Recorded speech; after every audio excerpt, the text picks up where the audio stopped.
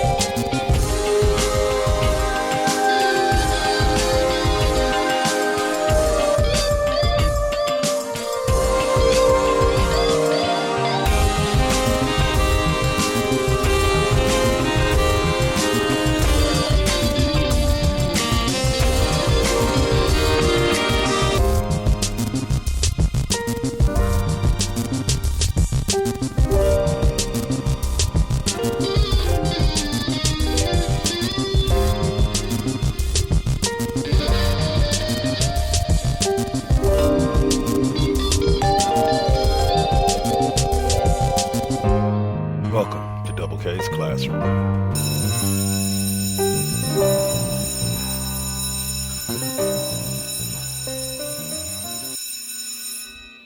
Class is officially in session.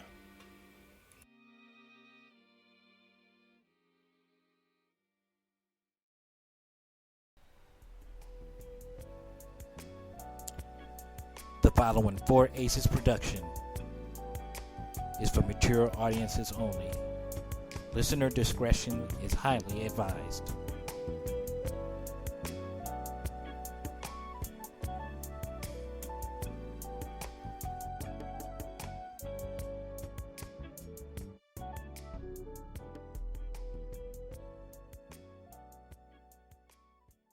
So, what's up? Steve Fingerstyles here, the host of the podcast spelled. Sorry about that. We'll hear that commercial a little bit later. Sorry, had a little technical difficulty there. But anyway, welcome to this week's edition of Double K's Classroom. Um, Sorry, I had some technical difficulties on my last episode with the Spreaker app. It froze up on me. I don't know why, but it did. Hopefully, it's better now, and we can continue this episode. So, for those of you who are listening live, you already heard about my personal fantasy football teams. So let's now dig into who some of the top position players are in fantasy football right now. We'll start with the QBs. For the overall rankings. Overall, the new rankings have Saquon Barkley at the top, Ezekiel Elliott at number 2, Christian McCaffrey at the number 3, and Alvin Kamara at the number 4. So that would all be running backs. Like I want to say the top 5, and then David Johnson. Top 5 are all running backs.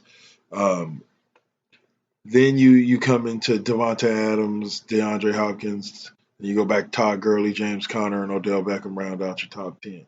Those are overall positions. So if you have any one of those players, I would say expect to have a good season because it's going to be one. Like somehow, some way, it's going to be one. I have Odell Beckham on one of my teams. It's one of my non-money league teams, and I expect him to have a fantastic season. But like I said, I also have Jarvis Landry in my other league and hope he has a good season as well. So Baker Mayfield, get your shit together, and let's have a good season. You got too many weapons out there to be messing up like that. You understand me? Like, take advantage of what you got.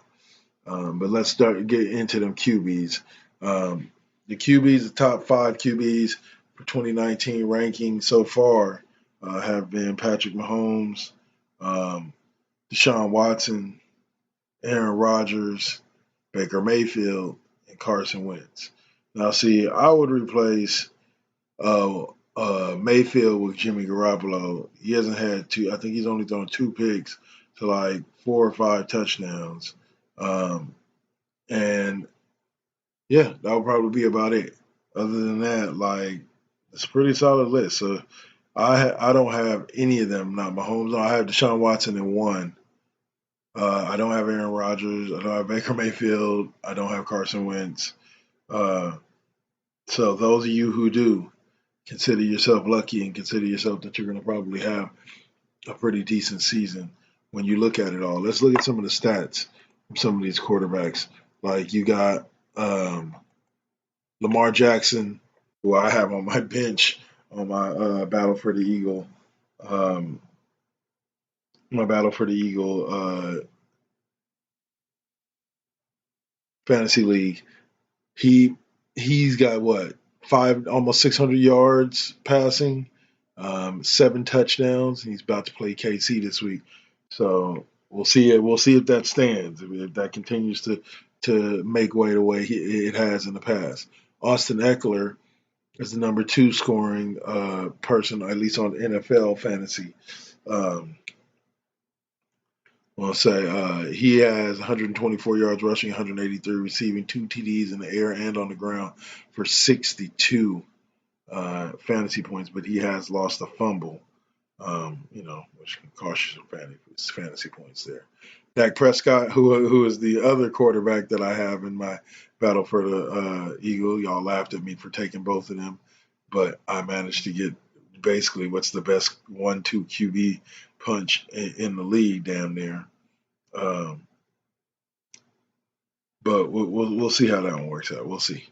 DJ Chark, I have no clue where he landed, but 15 catches, 277 yards, 3 touchdowns, and that's him 60 fantasy points. Mahomes will be right behind that with 821 yards, 7 touchdowns, no INTs, 1 yard rushing for 58.94 fantasy points. I don't understand how he's lower than Lamar Jackson. Lamar Jackson has similar stats, but just more. Well, Lamar Jackson has more rushing yards. There you go. Derrick Henry, who I do have in one of my fantasy leagues as well. I'll say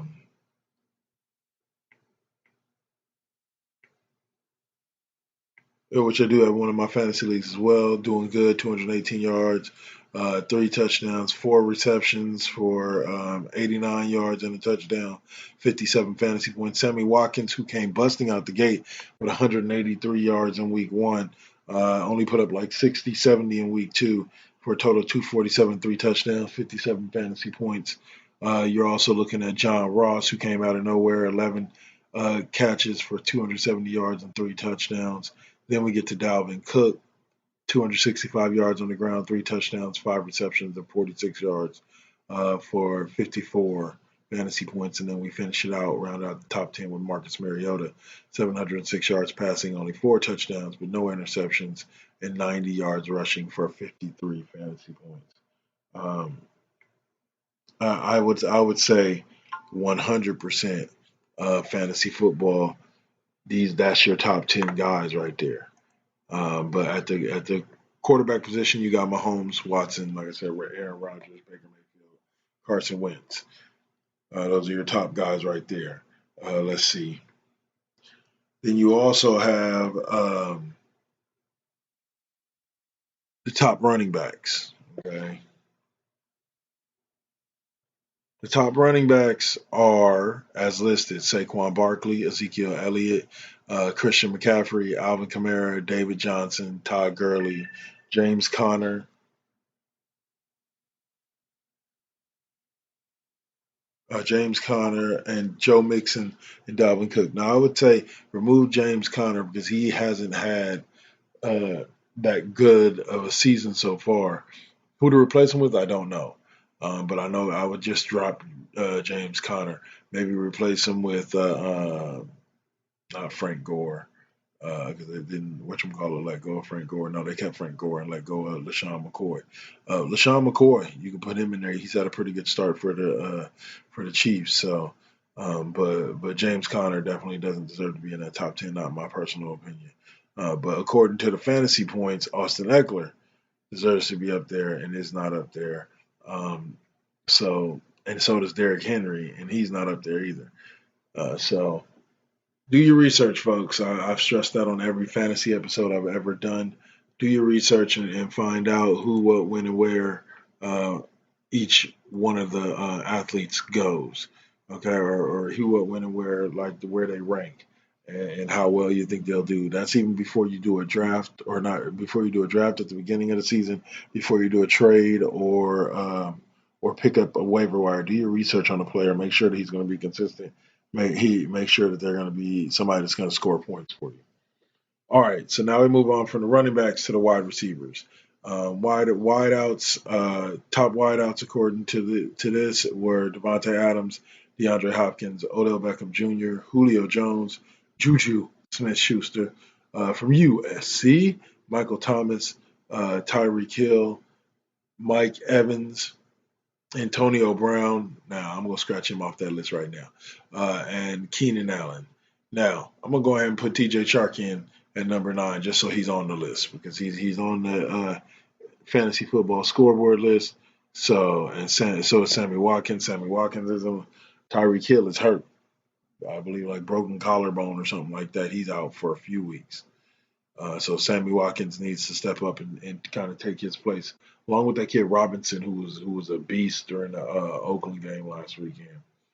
But Julio Jones has done me well. Odell Beckham Jr. has gotten me decent points. DeAndre Hopkins has gotten me decent points. So I can vouch for all three of them directly. Keenan Allen has done me well in the past. Him and his connection with Phillip Rivers can get you some points. But like I said, DJ Chark from the Jaguars, John Ross from Cincinnati, Sammy Watkins from Kansas City are all people to consider as well as you look for people and to see if you can find that golden gem that somebody left behind on the waiver wire. So, all right, we're going to go ahead and take our first commercial break of the night. When we come back from that, I'll tell you my picks I'll tell you how many picks I've gotten right, how many picks I've gotten wrong each week so far this season, and then give you my picks for Sunday's upcoming games. You're listening to Double K's Classroom right here on the Voice Presents Radio Network, Spreaker.com. What's good, Saint? Glad to see you're listening in. And that's it. Peace. So, what's up? Steve Fingerstyles here, the host of the podcast, spelled DA, of course. Tune in each and every week to hear what pisses me off, what angers me, what I make fun of, and of course, my crazy rants.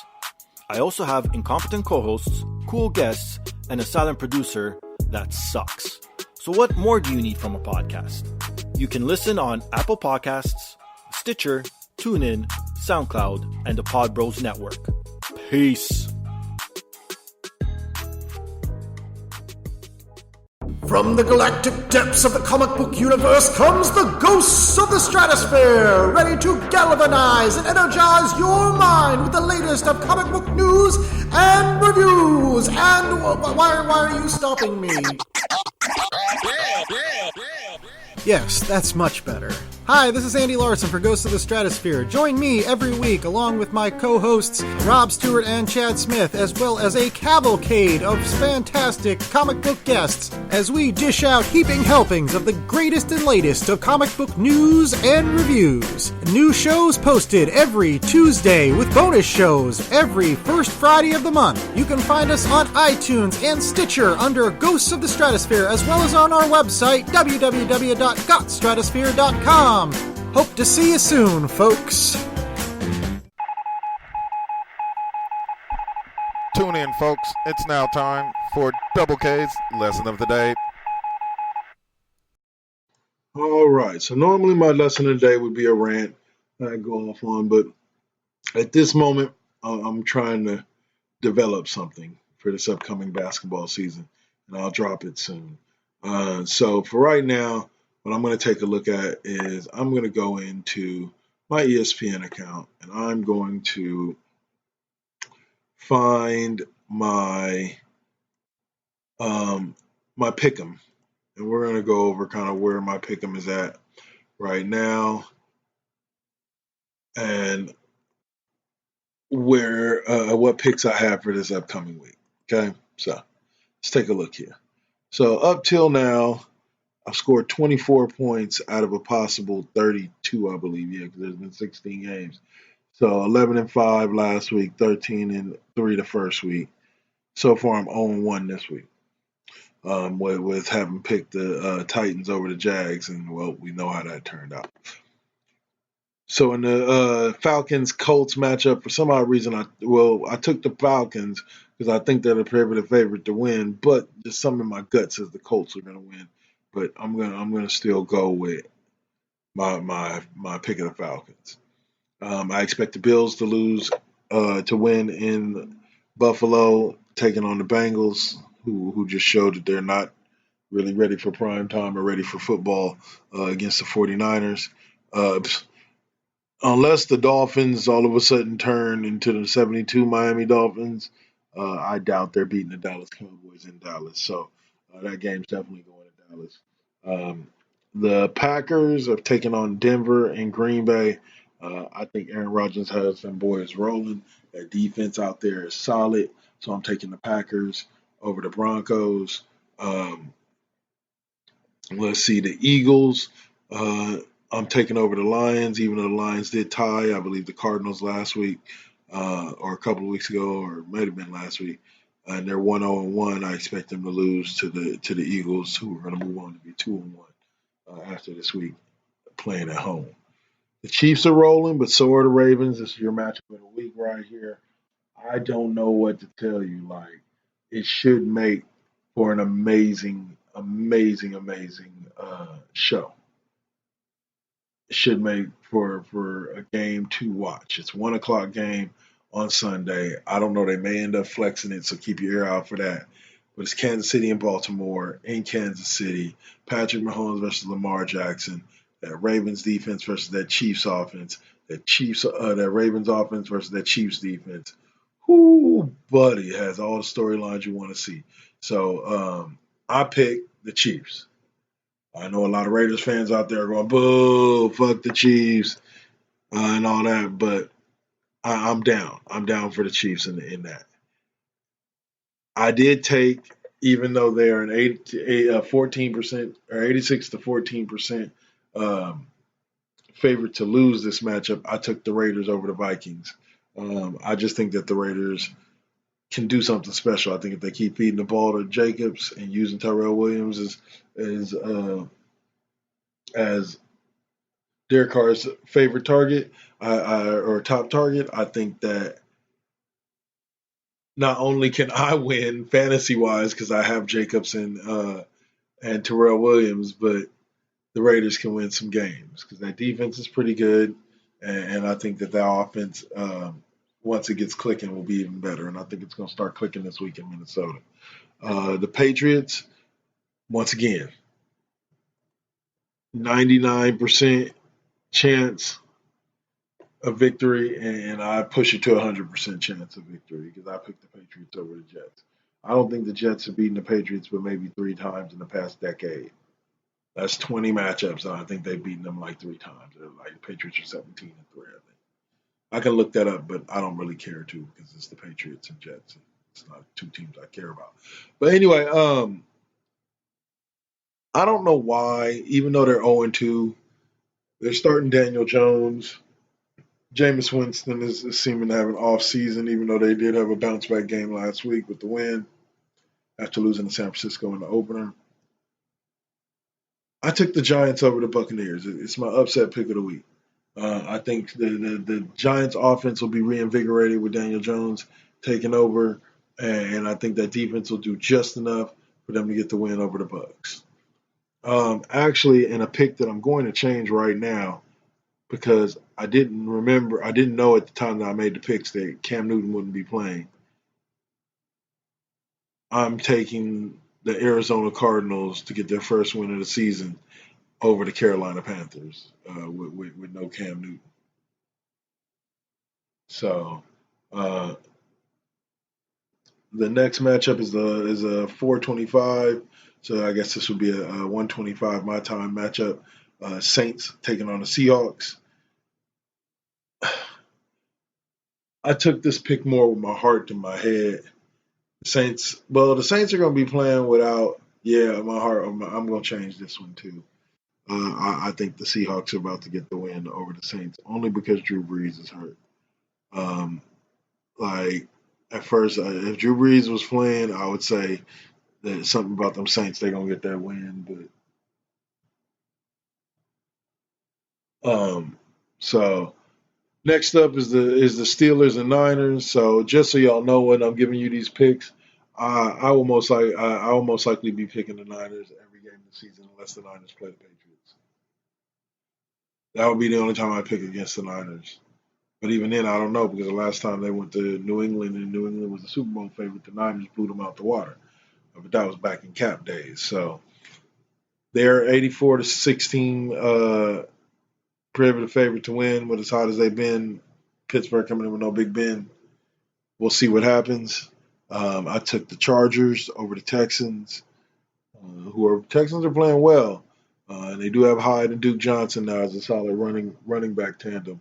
But I think that the Chargers are just ready to play right now. Austin Eckler is one of the best backs in the league right now. Phillip Rivers is yet to get his motor running, and I think he can do it against this Texans defense.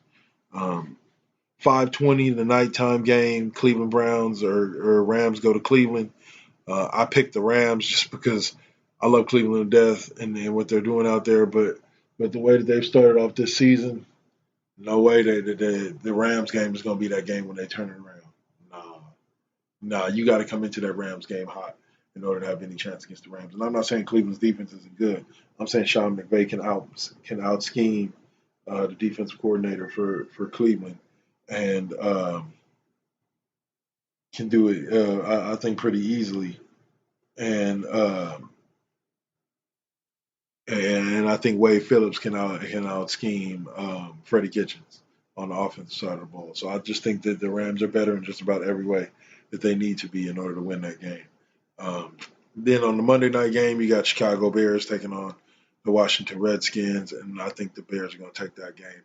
The Bears are good enough to take that game. It's in Washington 0-3, but we'll see how it plays out. But those are my picks for this week. Like I said, last week 11-5, week before that 13-3, sitting on 26 wins or 24 wins, hoping to pick up another 10 or 11 this week. We'll see what happens. All right. Yeah, Carolina is. yeah, Saint. I've been watching his Browns are trash video, and he's probably gonna be dropping another couple ones throughout this season because the Browns aren't trash, but they definitely aren't what their hype was coming into this season. 100%. Saint talking about Monday morning. Deacon will be dropping a Browns is trash video. And he agrees with me. Carolina is basically straight trash. All right. So that's it for the lesson of the day. Those are my picks. Take them and do what you may with them. I'll come back to talk a little bit more fantasy before we call it a night here on the 4Aces Presents Radio Network. Thanks for listening in. Peace.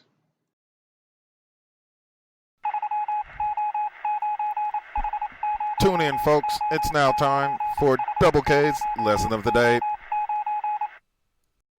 Game ticket, $50. Hot dog, $8. Team store item, $25. I told him I can beat him with one hand tied behind my back, with some glasses on, with one eye lens out, with some flip-flops on in the rain. Having to listen to someone's dumb sports opinions? Worthless. Some people shouldn't talk sports. For everyone else, there's the Unspoken Podcast, available on most podcasting platforms, and on the web at theunspokensportspodcast.weebly.com. Hello, Radio World. This is K-Double here to let you know about KD5P, K-Double's fifth period music class, a bi-weekly music show here on the 4Aces Presents Radio Network, where every other Friday night at 8, I take you on a musical journey through the careers of some of your favorite musical artists. So check me out on Spreaker.com/4Aces Presents Radio or on iHeartRadio every other Friday at 8 p.m. on Revolving Door episodes. Peace. KD5P.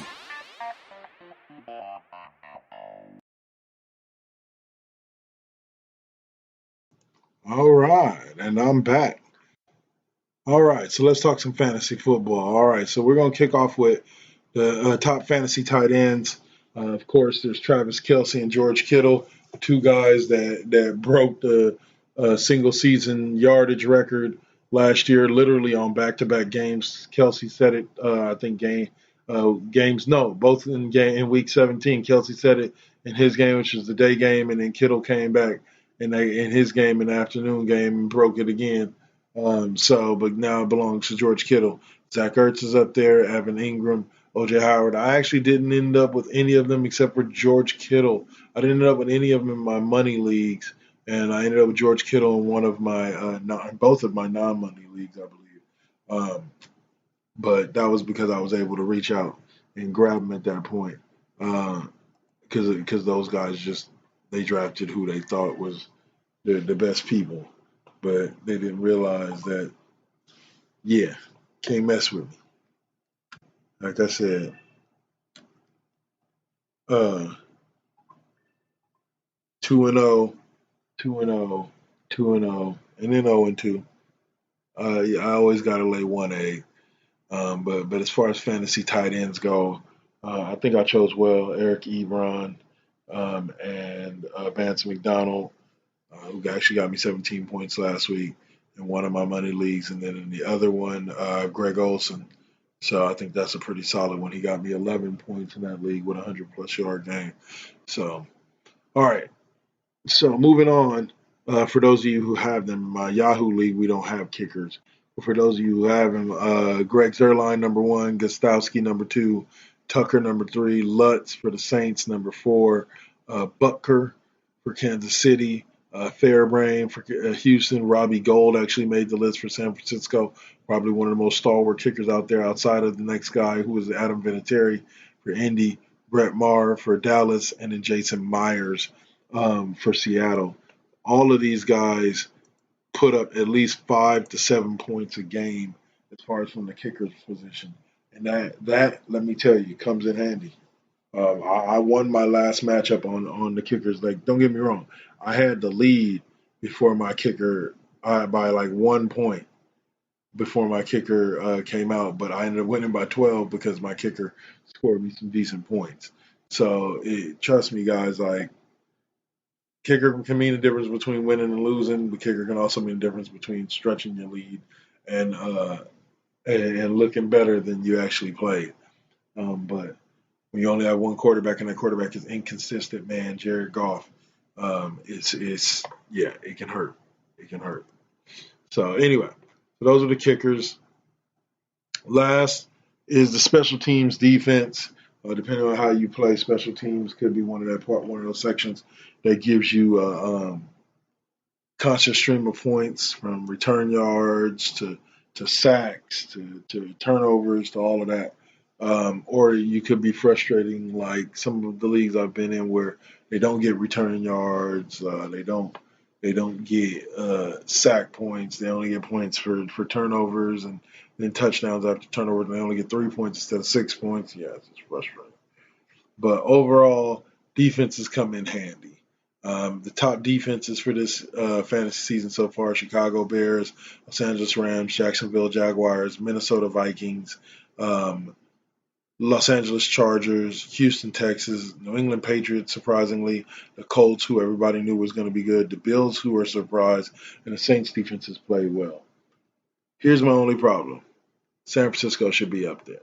I don't know why they're not. Because San Francisco has had a 30-point performance and I want to say 14 or 15-point performance in the second half or in the second game of the season. They had 2 touchdowns, 2 pick sixes in week 1. Like, that's an average of 20 points a week out of your defense. So I'm not understanding where San Francisco's not getting that love, but that's okay. That's a list of the top 10 defense. So if you have any of them, which I have a few of them, and I have San Francisco in most of my leagues, you're probably in for a good season. So other than that, sleepers, I would say keep an eye on the kid Damian Williams, the running back out of Kansas City. Also, keep an eye on John Ross. If you can nab him via trade from somebody who's silly enough to trade him away. I would say don't, if you have Antonio Brown on one of your fantasy teams, don't drop him quite yet. He may still sign somewhere else. At this point, the NFL doesn't have any plans to put him on the commissioner's list, according to the last report I saw. So I would say hold on to him, drop him into a reserve slot or into a IR slot if it'll let you, and wait and see what happens, because you never know. He may come up big down the stretch. I did the same thing with A.J. Green. I knew he was going to be out the first 3-4 weeks of the season with an injury. I just didn't care. I stored him on my bench because I had Julio Jones and Antonio Brown. So in a couple of weeks, Julio and A.J. Green will come back, and I'll have A.J. Green and Julio Jones, and I won't need Antonio Brown as much, but I'll still have him sitting on my bench just in case he comes back for the playoff run. So, all right, y'all, that'll do it for this week. As y'all heard, KD5P is what's coming up next week. I haven't thought of the artist yet, so you're going to have to come on over to the Double K's Classroom fan page, check out to see who the 4 artists we're going to be doing for next week's Listener's Choice for R&B month. Right here, last week we did Luther Vandross. You go back and listen to that. It was a great episode. I liked my playlist. And then also listen to the most recent episode from Monday of the Cheap Pop Podcast, where we discuss comics and wrestling with the one and only Jamil Hemphill from NPC Comics. So tune into that. Make sure to listen in as well to The Saint. He should have a show coming up pretty soon, I believe on Sunday. And then also on Sunday we'll have Inspiration Radio, Brick House, West Coast Bias will be back to talk about this whole Antonio Brown situation. Like Saint would say, I can't wait to hear what Heather has to say about that. What else? There should be another episode of Cheap Pop, maybe not. Who knows? But check it anyway. And then Lip Gloss and Mics, and possibly, if we're blessed, get an episode of MVT Deuce from the Saint on Sunday night. So, and then we got Lip Gloss and Mics. No, that's on Sundays. And then we would have Dirty Talk 101 on Mondays, Kings and Queens of Porn on Tuesdays. We got the lovely Miss Toy on Thursdays, and then back around to me, KD5P, on Fridays. So I'll see y'all next Friday, or actually I'll see y'all on Sunday twice. Peace.